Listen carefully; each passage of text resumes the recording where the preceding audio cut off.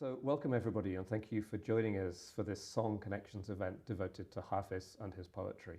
My name is Philip Bullock. I'm Professor of Russian Literature and Music here at the University of Oxford and Fellow and Tutor in Russian at Wadham College. I'm delighted to be joined by Dominic Brookshaw, who is Associate Professor in Persian Literature here at the University of Oxford and also a Fellow of Wadham College. If you have any questions during our conversation, please do email them to songconnections@oxfordleader.co.uk, or you can tweet with the hashtag OLF2020. Dominic, thank you for joining us. We're going to be looking today at the poetry of Hafez, and Dominic is a leading expert in this, and I can see a copy of his book here on the table, as well as a wonderful manuscript, and we may come back to that in due course. So, Dominic, perhaps you could first begin by telling us a little bit about the context of Iranian history. Where are we in the 14th century? What's happened and what's particularly important about this moment? Well, we don't know when Hafez was born, but we think probably in the 1320s. So he is a poet of the 14th century, of the Common Era. What is happening in Iran at the time, certainly by the 1330s, is that Mongol rule in Iran has in effect collapsed. And so the Mongol Ilkhanate, which is what we call Mongol rule of the Iranian plateau, roughly an area the size of modern day Iran with some added areas to the north and to the east, that has collapsed. And so various parts of what had been Mongol Iran become independent kingdoms in a sense. And they assert their claim to rule as inheritors of the Mongols. One of those realms is the realm that is focused on Shiraz, which is in modern terms, it's in southwest Iran. And various local dynasties make this claim.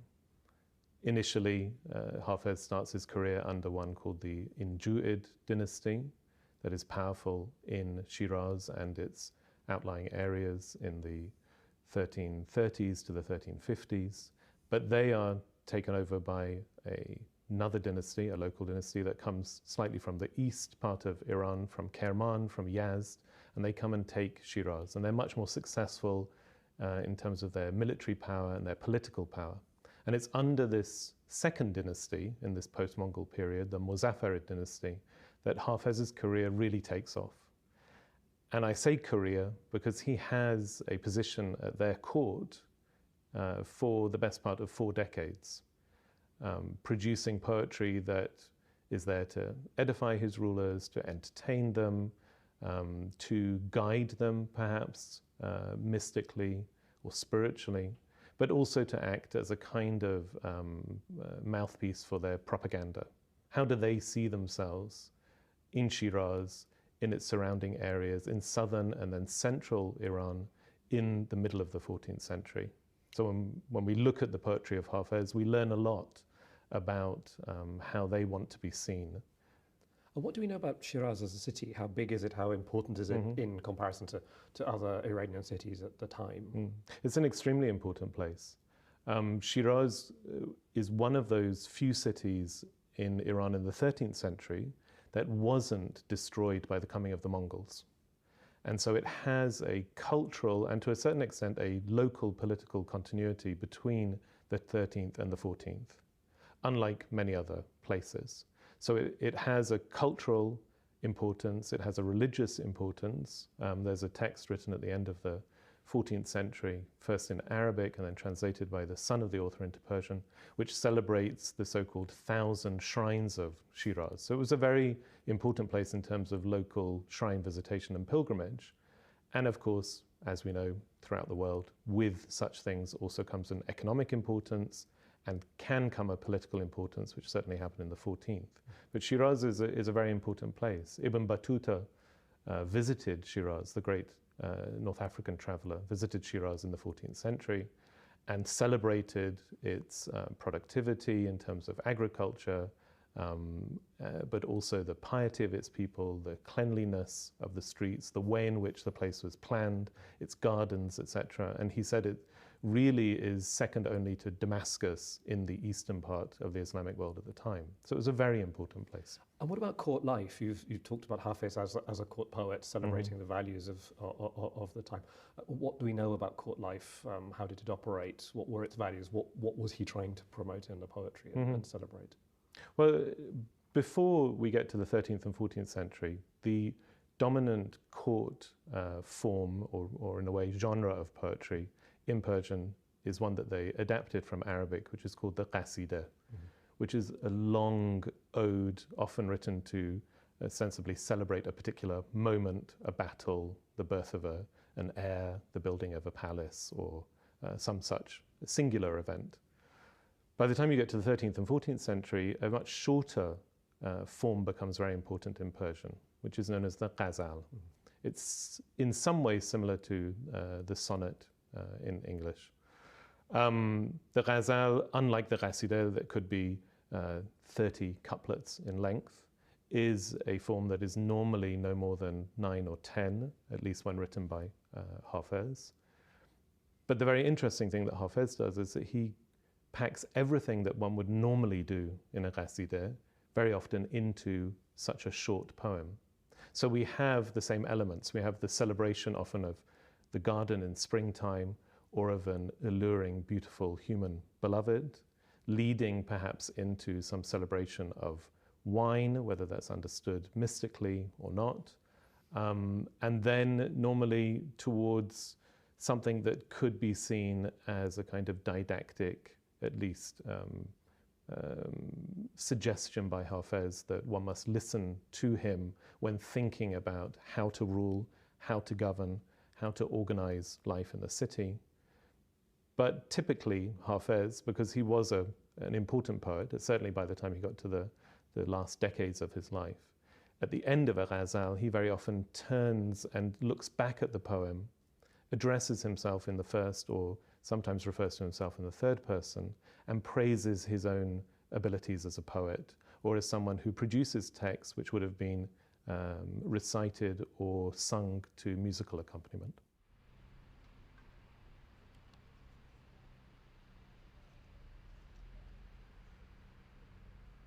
My name is Francesca Leoni, and I am the Curator of Islamic Art here at the Ashmolean Museum.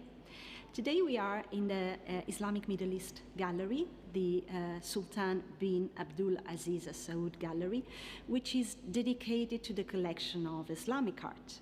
Our collections of Islamic art are in fact quite important. They are the third most important collection in the UK after the national collections, and amongst the 20 most important collections in the world for significance and research potential. I would like to talk to you about the time in which Hafez was born and the type of artistic production that characterizes Iran, at the time Persia, so that we can sort of have a look at how the artistic production surrounding this incredible poet flourished. The gallery itself showcases a number of objects from 14th century Iran, and particularly from the region of Fars and the city of Shiraz, which is the city where Hafez was born. The 14th century is quite a troublesome time, quite unstable from a political point of view, with a number of different dynasties rivaling for power. And in spite of that, the presence of patrons and supporters of culture meant that this area and the city of Shiraz in particular thrived. And there is beautiful metalwork being produced at the time, so-called Fars metalwork, of which we have some examples here in the gallery, as well as very important early illustrated manuscripts. And this is a time in which the arts of the book, which are one of the area of the Persian artistic production that is most prominent and best known for, in fact, developed tremendously. This is the time in which also the very earliest illustrated cycles of the Shahnameh, the Persian Book of Kings, the Persian national epic, were illustrated. And Shiraz is indeed the city where these wonderful stories started to be illustrated. Hafez himself was patronized by both viziers and rulers who were also supporters of the visual arts. Yet the themes that recur in his poetry are actually themes that we don't see appearing in the arts of Iran until relatively later in time. I'm thinking about, in particular, the 16th century, which is when we really witness a complete transformation in the way painting, which often sits in the pages of a book, developed. In the 16th century, which is when the Safavid dynasty takes over Iran, we do see a shift. These important epic poems, these important literary narratives remain to be produced, but at the same time, a broadening class of consumers and art lovers means that the subjects of illustrations and painting change. And we start seeing single-page paintings, we start seeing albums of individual paintings and images. And some of the themes that Hafez discusses in his poem and in his poetry more generally are the ones that paradoxically and coincidentally we start seeing emerging in the pictorial production of Iran at this time. The reasons are many, and these themes really become sort of classical themes. There is no individual that you can recognize behind the fanciful youths or the beautiful ladies that appear in these drawings, but rather types that sometimes stand for metaphors, for allegories of very specific ideas that are very much imbued with mystical ideas, with mystical concepts, which were very prominent at the time of Hafez in the 14th century, as they continue to be in the 16th century when these themes appear. So the first image I would like to talk about is this handsome tinted drawing, which was probably produced in the second half of the 16th century. As I mentioned before, the Safavid period, second half of the 16th century in particular, is when single subjects that are not associated with a literary text, start to emerge in the painterly production of the region. And what we see here is a couple of young men sitting in what seems to be a garden setting, which is just mentioned, evoked quite lightly. And you can see it from the little tufts of grass and little flowers or stone located strategically across the page. On the one hand, on the right-hand side of the drawing, you can see a youth reclining quite comfortably with a sort of languid gaze on a pillow and on a bolster. His headgear actually has fallen off, has been put aside. On the other side is another young man wearing the hat and effectively offering him a cup of wine, possibly. We may assume that the wine is what is contained in a long-necked bottle that he is also holding in his hand. The cup is actually not painted, drawn in the drawing itself, but the position of the hand is actually enough to suggest that that's the gesture that he's saying. So here is a scene with some sort of homoerotic tinge, if you wish, two young men, beardless, very young, sitting together in a garden setting, one of them offering wine, therefore introducing the other to possibly the intoxication associated with this important liquid and such a popular drink in the poetry of Hafez. And the homoerotic couple, the use of wine as a way to reach a level of intoxication that eventually could bring you outside of yourself and in this way get to know God, is actually one of the themes that mostly recurs in the poems of our Shirazi poet.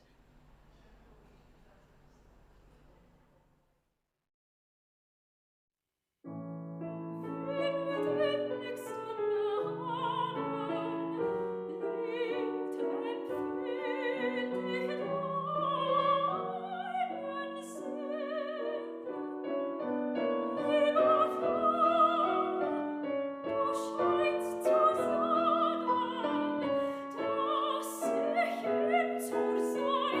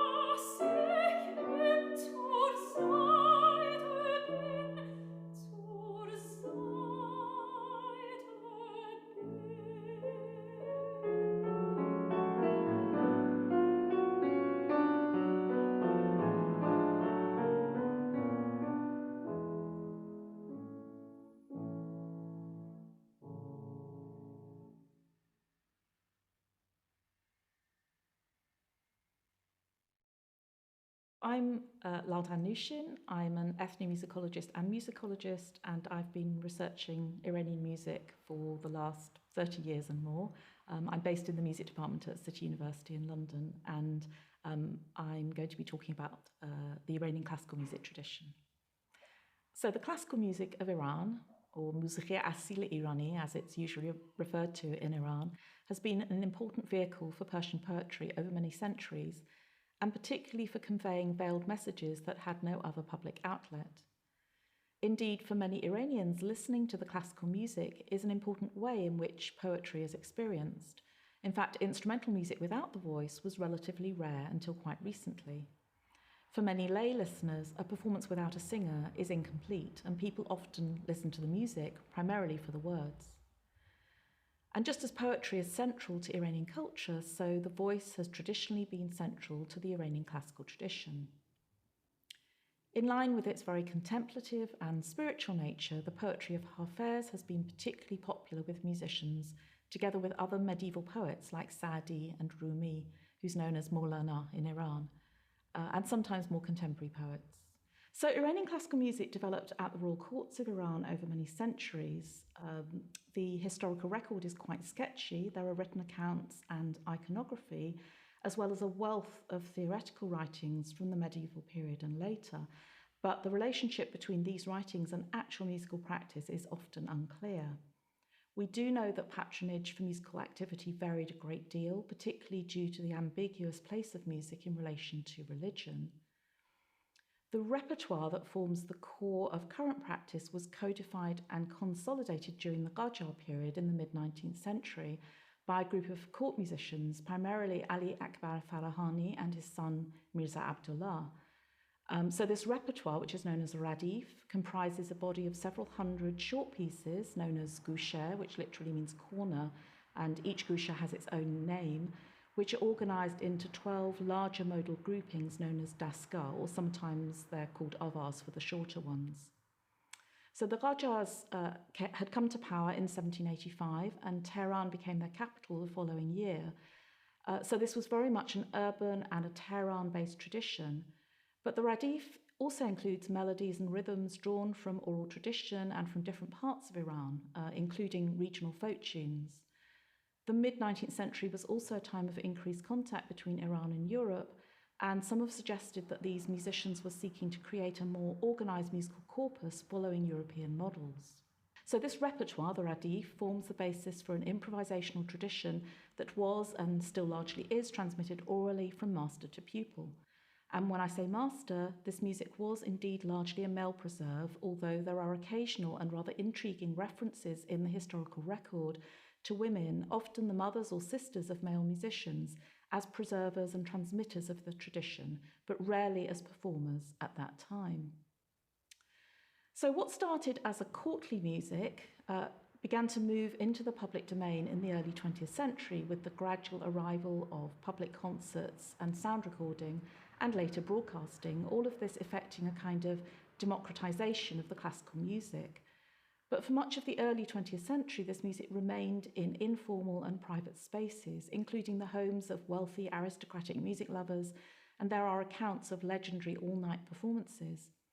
Bearing in mind also that music making as a profession was generally not socially accepted at this time, something that only started to change with the establishment of the first university music department in the late 1960s and the emergence of music as a graduate profession and a new generation of university-educated musicians, and I'll come back to this. And what we also saw from the 1930s onwards was a debate around questions of modernisation and westernisation on the one hand versus tradition on the other, and this impacted significantly on music. So Reza Shah Pahlavi, who had assumed power in 1925, set Iran on a path of rapid modernisation and westernisation, and some musicians believed that in order to survive, Iranian music needed to adapt to aspects of Western music, including the use of staff notation and equal temperament. But there was a reaction against this from other musicians, and this was particularly evident in the 1960s with the formation of a kind of revival movement that looked back to the 19th century and aimed to return Iranian classical music to its Qajar roots. These musicians invoked discourses of purity and authenticity, not unlike the so-called authentic historical performance movement in European classical music. So despite the many changes to the Iranian classical tradition over the course of the 20th century, one thing remained constant, and that was the centrality of poetry. The most popular continued to be Hafez and Sa'di, but also Maulana, particularly after the 1979 revolution. Particularly significant in terms of making Iranian classical music better known to the general public were the golha, or flowers, of Persian song and poetry. These were radio programs broadcast by National Iranian Radio in several different series between 1956 and 1979. There were over 1,500 programs in all, and they included both recited poetry and musical performances, and were extremely popular. And did he himself write the poems down for circulation and publication, or is he composing and having them circulated orally? When do we begin to sort of fix the corpus of Hafez poems? And I think there's the divan, isn't that the word for That's right. poets' works which are brought together? So what's the relationship between the spoken, the sung, the recited, and then the written down, and that writing then somehow transmits the poet to posterity? Yeah, I mean, it's a very interesting question because Hafez is such a canonized figure, even within Persian literary history, let alone beyond. Hafez, as far as we know, did not collect his poems. He may well, of course, have written them down and had something that in Persian we call a daftar, which is a kind of notebook of poetry. But he did not create a divan. He's quite unusual for his time. Most of the important poets of Hafez's time and slightly earlier, active in Shiraz, did produce their own collected works. They did produce their own divan, and sometimes they edited these, or they added to them, or had more than one divan or collection that they themselves wrote down and supervised the collection of. But Hafez, as far as we understand, did not do that. So his divan, that becomes such an important object in its own right, let alone as a collection and a repository of his works, is a product really of the 15th century. It's not a product of the 14th. We do have early manuscripts. This is a selection here. This is one of the early manuscripts that has a good amount of poetry by Hafez. But we don't have a full divan until you get into the, on the cusp of the second quarter of the 15th century.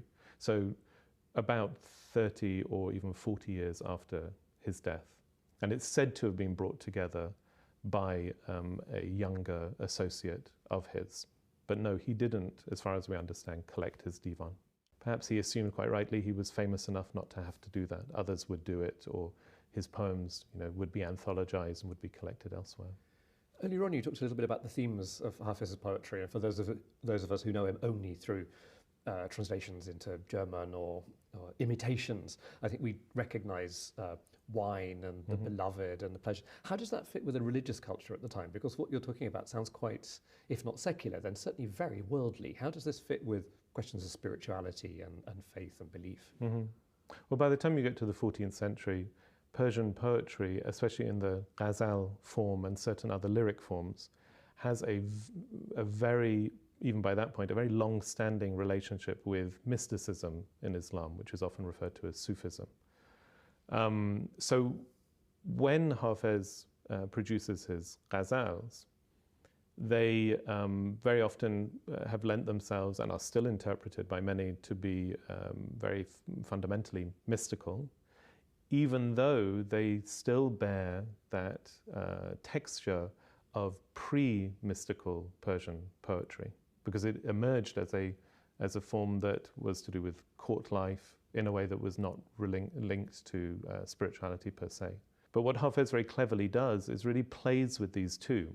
He's a master of kind of hiding behind his imagery, hiding behind metaphors, and producing poetry, which is, I guess, why it has such a lasting popularity, and people go back and back again, Persian speakers go back and back again to the Divan of Hafez for inspiration, because so many of his poems can be read simultaneously on multiple levels. Almost all of them can be read and interpreted simultaneously as something that is mystical and fundamentally earthly at the same time. They're not in opposition in the poetry of Hafez.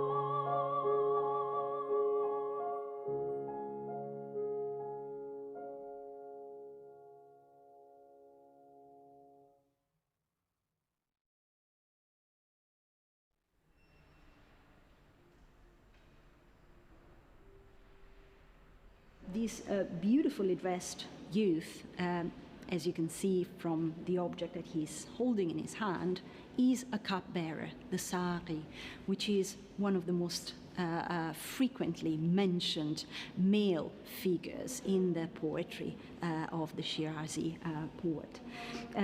His style, the way he's depicted, what he's wearing, is typical of 17th century Safavid painting. And as you can see from the detail on his dress, the fur around his neckline, the beautiful brocade making up his dress, the sashes of silk that are wrapped around his waist and matching the one on the turban indicated this page is actually quite affluent. We don't have anybody else in the picture, and yet when you look at his face and his gaze, he's pointing downwards across the frame of the painting. And we can only assume, therefore, that in his gesture of posing and offering the cup, he is actually talking to someone sitting just below him outside the frame. And I think it's quite interesting, quite delicate, the fact that the gesture of his hand, as you can see, which clasps this tiny little cup with the two fingers, is repeated with the other hand as he clasps the button at the top of his beautiful robe. Another detail which is very important that really recurs over and over again in the poems of Hafez, especially describing the ideal beauty of the beloved, is this moon-faced complexion. You know, you can actually see that the face of our sitter is pale, and here you have this beautiful lock of hair, which in poetry is often described as being really something that really attracts the gaze and the attention of a lover. So it's quite interesting that this image is again set in a somewhat garden context. The garden context is again hinted at, not explicitly mentioned. Little tufts of grass again, a long-necked bottle, which actually resembles the type of long-necked porcelain bottles that were being not only imported from China at the time, but also being produced in Iran in imitation of Chinese wares, sometimes beautifully painted with motifs of natural and animal forms in the wilderness, as well as these floating clouds here that is telling us that we are somewhere in the outdoors. And there is always this interesting play between indoors and outdoors in some of these paintings. We don't necessarily always know where the individuals are located. more fruits sit near the bottle, which means that clearly, we are in the context of possibly a majlis, a convivial gathering, implying some drinking, some merriment, possibly some music, some dance, some poetry recitation, which is again one of the settings, one of the most recurrent features, scenes and visions in the context of Hafez poetry. One important thing to mention is the fact that these images are often set in very elaborate pages that have painted margins in a paper of different colors, sometimes painted in gold with beautiful abstract or floral motifs, and bordered, as they are in this case, by verses of poetry, sometimes rhyming couplets, that oftentimes are puns or takes on the figure that is depicted in the painting. And these beautiful pages then were set into albums, which were sort of collections of individual images that people not only gathered but also liked and enjoyed, both individually and as part of gatherings, with friends and family. So to come back to the music, pupils spend many years memorizing the complete radif repertoire, that is several hundred individual gouchers, and still in a largely oral manner. And this process is said to take at least 10 years. A musician's not really considered to be ready to start performing until they've memorized the complete repertoire by heart. There are in fact a number of different versions of the radif, although these are quite closely related, and pupils often study different radifs with different teachers to enrich their knowledge of the music and better prepare them for creative performance.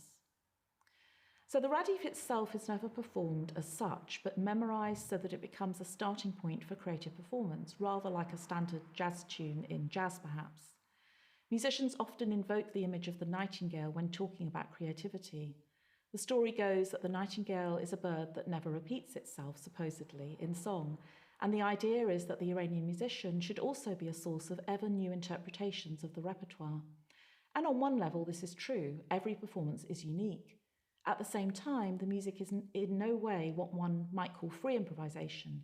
Each goucher has its own modal and other musical characteristics that must be maintained, and there is a fairly set order of goucher in any performance.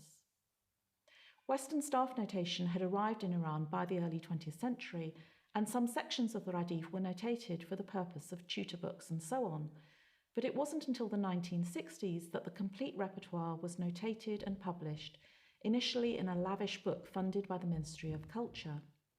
As I've said, the classical tradition is still largely oral in its transmission, but notation has increasingly been used for educational and preservation purposes, but the music is never performed from notation. So a performance of Iranian classical music usually comprises a series of these gouchers or short pieces from a specific dastgah or modal system, rather like a suite of pieces in related modes. A performance moves through each modal area, usually rising in pitch and reaching a climactic point towards the end of the performance before returning to the home mode. And depending on the performance context and the number of gouchers chosen, a performance can last anywhere from 20 minutes to several hours. Although with recording formats and concert settings, these days a performance of a dastgah typically lasts between 45 minutes and an hour. The main part of a performance is called the avaz, literally the voice, another indication of the centrality of voice and poetry to this tradition. This is a free rhythm section in which a solo singer is accompanied, usually by a single instrument, which shadows the voice at a short distance and responds between each line of poetry. So what you often have is a group of instrumentalists, each of whom takes it in turns to accompany the voice. Again, this varies, but you might typically have between 3 and 5 accompanying instruments, such as a tar, which is a long-necked plucked lute, a setar, a smaller, similar kind of lute, a santur, which is a hammered dulcimer, a ney, the end-blown reed flute, a kamanche, which is a bowed spike fiddle, plus for the whole ensemble sections, percussion instruments such as the tombak, which is a goblet drum, or a daf, which is a frame drum. So as well as what I've described, there are precomposed forms which usually frame the more improvisational avaz sections and which are played by the whole ensemble. So you have the Pishtar Omad, which is an opening instrumental piece, the tasnif, which is a sung piece usually accompanied by the whole ensemble, and a reng, a fast dance-like piece which often ends performances.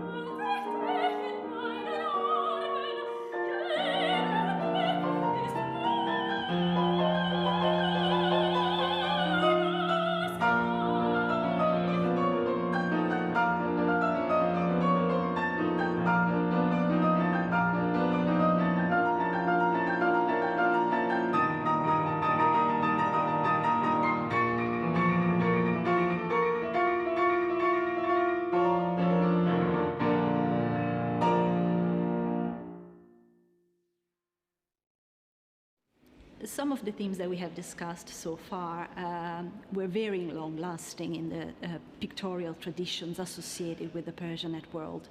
I'm thinking in particular about the 17th century and painting in India, in Mughal India, as well as the whole pictorial production of Iran following the fall of the Safavid dynasty, all the way into the Qajar period between the 18th and the 19th century. So we're going to look at a few objects that reveal the longevity of these themes and how popular they continue to be, despite being so far removed in time from when Hafez had first discussed them. This lovely pen box, or qalamdan, is quite a fascinating object, and as it is painted on its entire surface with one of the most recurrent motifs of Hafez poetry, the theme of the nightingale and the rose. The idea of the bird speaking and aspiring to the beautiful rose without never quite reaching union with it is a very important idea and a very important concept also in Islamic mysticism, the idea of the tension, the passion between the lover and the beloved, and the fact that you can't quite reach union with the person or the object of your love. These beautiful objects were everyday objects and exist survive in hundreds of examples, became particularly popular in the late Safavid period and most importantly in the Qajar period. And we are looking here at an object produced roughly in the second half of the 19th century. These objects are called lacquered, but the technique is actually slightly different from the way in which lacquered objects are generally produced in Asian arts. Here you have generally a papier-mâché box, more rarely made of wood, which is covered with gesso, with a thin layer of gesso, and eventually painted either in watercolors or, as in this case, in shades of gray, in this beautiful grisaille.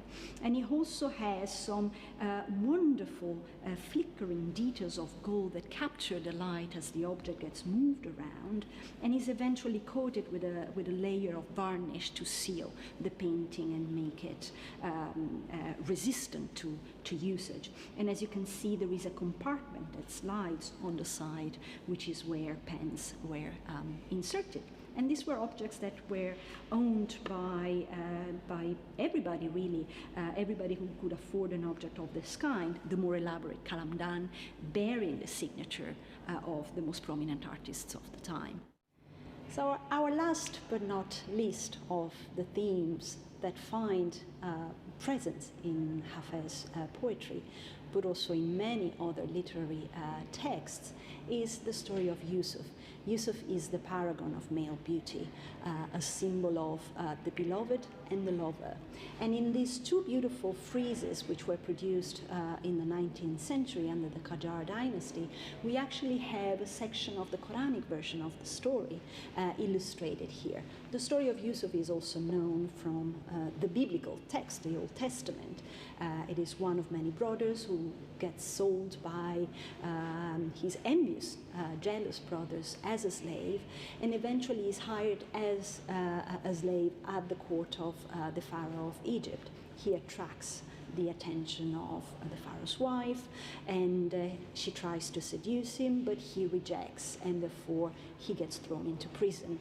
In the Quranic version of the story, however, there is an extra passage that happens, and it's the moment in which rumors of the woman attempting to seduce Yusuf go across town, and gossips start going around. So she decides to invite the women of Memphis in order to show them why the beauty of Yusuf was irresistible. And this is effectively the scene in which, when Yusuf, beautiful with his glazing halo, enters the party, all the women faint and start losing their composure, a sign of the fact that his charms are effectively irresistible. Now, Yusuf, both in the Quran and in its many literary adaptations, really becomes the paragon of the ultimate lover and beloved, the man who does not abandon himself to earthly temptations because he continuously only aspires to the divine, and that's his ultimate goal. We have here one of the treasures of the Bodleian manuscript, as you said, with some of Hafez's poems. And is there a chance we could hear something from that, and also perhaps look at the script on the page, because that's also surely part of the pleasure, is the calligraphy and the beauty of the writing. Yes. I mean, as you can see, it's not, as one might typically think, certainly of slightly later manuscripts of Persian poetry, it's not a royal piece. It's not something that would have been gifted to someone of diplomatic importance, which is very often the rather ornate and gilded manuscripts that we have are such things. This is something, and as you can see also the form of it, the size of it, something that would have been used for private reading or certainly recitation. It's not a notebook, but it is an anthology of selected poems by Hafez and a few others as well. As far as we understand, and we can tell this from certain phrases that are used to introduce the poems, this was produced, or at least it was, the production of this manuscript was started whilst Hafez was still alive, which is what makes it so important, probably only within a year or two of his death. But still, this is evidence that there were people who were starting to collect and to put together a selection, at least, of the poems of Hafez that they had heard recited during their lifetime. I will read some lines from a poem that appears on this side of this page, and then with a translation of those lines by Elizabeth Gray and Iraj Anvar.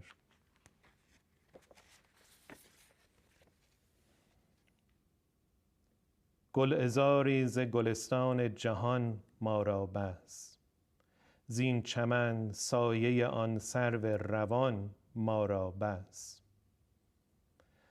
من و هم صحبتی اهل ریا دورم باد، از گرانان جهان رطل گران ما را بس. بنشین بر لب جوی و گذر عمر ببین، وین اشارت ز جهان گذران ما را بس. حافظ از مشرب قسمت گله بی انصافی است طبع چون آب و سخنهای روان ما را بس.